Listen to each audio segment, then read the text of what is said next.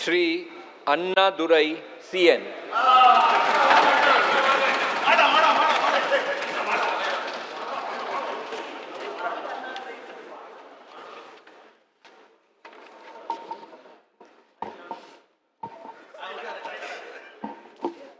பதினெட்டாவது மக்கள் சபையின் உறுப்பினராக தேர்ந்தெடுக்கப்பட்ட சின்னசாமி நடராஜன் அண்ணாதுரை எனும் நான் சட்டபூர்வமாக நிறுவப்பட்டுள்ள இந்திய அரசமைப்பில் உண்மையான நம்பிக்கையையும் பற்றுதலையும் கொண்டிருப்பேன் என்றும் இந்திய நாட்டின் இறையாண்மையையும் ஒருமைப்பாட்டையும் நிலைநிறுத்துவேன் என்றும் நான் மேற்கொள்ள இருக்கும் கடமையை நேர்மையுடன் நிறைவேற்றுவேன் என்றும் உளமாற உறுதி கூறுகிறேன்.